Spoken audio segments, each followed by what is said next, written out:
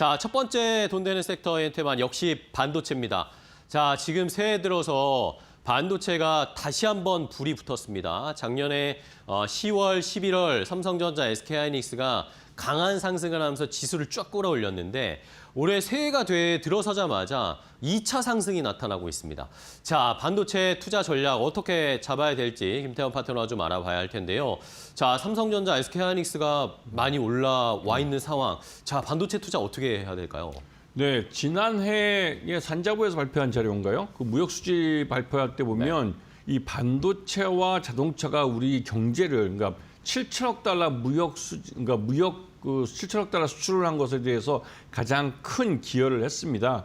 이게 숫자로 확인되고 있는 부분이고 이게 올해도 연결돼서 계속 같이 이제 그 수익이 그러니까 수출이 늘어나고 있죠. 근데 삼성전자도 그렇고 SK하이닉스도 그렇고 대표적인 메모리 반도체 업체입니다. 이 업체들은 기본 D램과 낸드를 만들어 수출하는데요. 그런데 특히 SK하이닉스 같은 경우는 HBM 반도체에 먼저 투자를 해서 먼저 엔비디아 향으로 개발하는 데 성공을 했고 양산에도 성공했습니다. 그래서 HBM3 같은 경우는 독점적으로 엔비디아에 납품을 해왔었죠. 삼성전자는 그 HBM 반도체에 대해서는 좀 한 발 늦었습니다. 그러다 보니 요번에 그 HBM4에서는 SK하이닉스를 따라잡기 위해서 많은 투자를 했죠. 그리고 기술적으로 진보를 한 걸 증명하고 있습니다. 그러면서 메모리 반도체 쪽에서 이 AI 반도체, 그러니까 AI 가속기가 이 성능이 좋아지면 좋아질수록 HBM도 마찬가지고 고성능 반도체도 필요한 시기가 됐습니다. 그래서 삼성전자와 SK하이닉스 모두 주가가 오르고 있는데 둘의 성격이 좀 다르죠. 삼성전자는 어디까지나 범용 그 메모리 반도체인 그 DDR4나 DDR5 이런 쪽에서 굉장히 그 실적을 많이 내고 있고요. 그 SK하이닉스는 작년과 같이 HBM 그 3 12단, 16단짜리를 납품하고 있고 요번에 1분기 중으로 1분기 말이나 빠르면 1분기 말이고 늦어도 2분기 때는 HBM4를 양산을 해서 엔비디아에 납품할 것 같습니다. 그렇게 되면 두 회사든 이 삼성전자는 고성능 DDR 그 메모리 반도체를 갖고 수익을 내고 이 SK하이닉스는 HBM 반도체 쪽에서 수익을 내는 그렇게 해서 메모리 반도체 우리 세계 1위, 2위인 두 업체가 이 시장을 견인하게 되는 것이죠. 그렇기 때문에 지금 반도체 아직 늦지 않았습니다. 돈을 벌고 있고 분기별로 실적에서 증가하고 있는 것을 보여주는 한 주가는 계속 밀어 올려질 겁니다. 네. 자, 이러면 이제 삼성전자, SK하이닉스 오늘 뭐 또 신고가를 기록했다가 잠시 쉬고 있는데 내일 삼성전자의 잠정 실적이 발표가 된단 말입니다. 이 여기에서 중요 포인트 이제 전환이 될지 한 번 더 상승이 더 2차 상승이 나올지를 봐야 될 텐데 그럼 일단은 대형주 저희가 계속 말씀드린 삼성전자, SK하이닉스 좀 정리를 해볼까요? 투자 어떻게 해볼까요?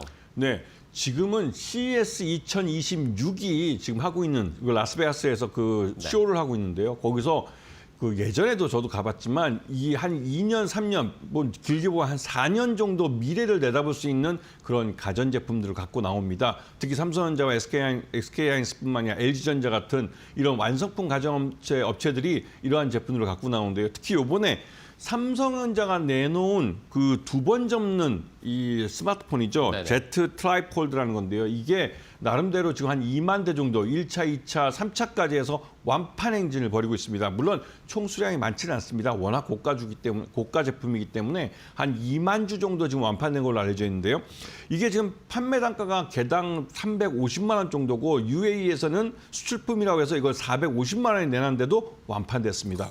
그렇듯이 가전 쪽에서도 수익을 내고 있고 요번에 아까 말씀하셨듯이 그 이 가전 쪽에 AI를 접목시켜서 이 삼성전자의 가전도 그렇고 LG전자의 가전은 AI와 접목돼서 그 집안 안에서 홈 안에서 이 네트워크를 구축해내고 하는 것들이 가장 앞서 있습니다. 그러면서 AI가 실질적으로 우리가 눈으로 보여지는 만족감을 줄 수 있는 서비스로 만들어내고 있죠. 그런 면에서 삼성전자가 이 각 부분별로 메모리 반도체보다도 더 많은 매출 규모를 가져가는 건 가전 쪽입니다.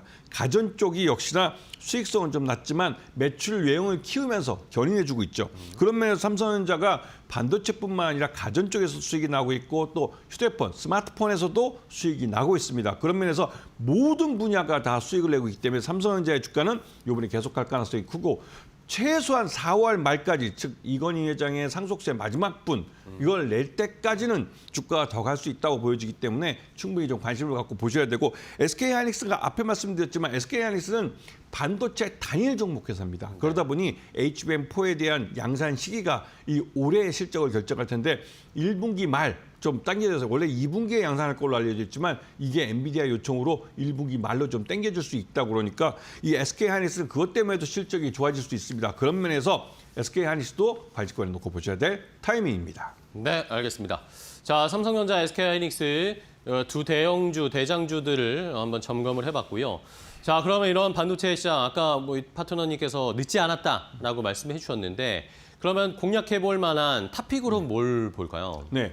이 대형주들을 보셨으니 이제 그보다 작은 정보를 네네. 한번 볼 필요가 있는데요. 특히나 우리나라는 이 팹리스 쪽에서도 강한 기업들을 갖고 있습니다. 즉 자체 공장이 없이 반도체를 설계를 해서 그걸 자체적으로 그 설계한 것을 다른 그 반도체 만드는 공장을 갖고 있는 삼성전자나 SK하이닉스에 하청을 줘서 만들게 하는 것이죠. 그 업체 중에 자람 테크놀로지라는 회사가 있습니다. 이 회사는 통신용 반도체의 경쟁력을 갖고 있고 이 회사가 만든 통신용 반도체는 유럽에 있는 굉장히 큰 통신 장비 회사에서 채택을 하고 있습니다. 그러면서 이게 실적을 내기 시작했죠. 그런데 진짜 실적을 내는 건 올해입니다. 작년 연말에 이 회사가 공시를 하긴 했지만 그 공시한 규모는 별로 크진 않지만 올해 진짜로 그 아까 말씀드렸던 이 차세대 이 통신용 반도체를 양산을 태워서 실적을 낼 겁니다. 그렇게 되기 때문에 자람 테크놀로지는 작년 하반기에 기대감으로 올랐던 거에 비해서 훨씬 더 많이 오를 것이고 작년 연말에 이 회사가 발행하는 전환사채가 마지막 이 전환 가격 조정을 했습니다. 그러면서 최저 조정 가격이 내려왔기 때문에 이제 더 이상 주가가 쌀 이유가 없어진 것이죠. 이 말뜻은 그 전환사채를 주식으로 전환시키기 위해서라도 자람 테크놀로지 쪽에서는 호재성 재료들을 많이 내놓을 가능성이 큽니다. 그런 면을 좀 보시면서 시장에서 이 종목을 재현하시면 되는데 일단 매수가는 4만 1,000원 밑에서 분할해서 매수하시면서 이 운 좋으시면 4만 원대 아래서도 잡으실 수 있습니다. 그런 면에서 이 종목을 저가에 매수하는 그 저가에서 이제 저가는 하시는 생각하시고 목표가는 8만 원을 제시드리는데 1분기 실적이 나올 것이고 이 회사가 아까 말씀드렸던 차세대 통신 장비, 통신 반도체를 언제 양산을 태우냐에 따라 실적이 달라질 겁니다. 그에 따라서 이 목표가 8만 원 이상도 볼 수 있는 종목이고요. 손절가는 4만 원 미만에서 보시고 3만 9천 원 정도 생각하시면 충분히 좋은 그 가격에서 이 종목을 편입하실 수 있을 겁니다.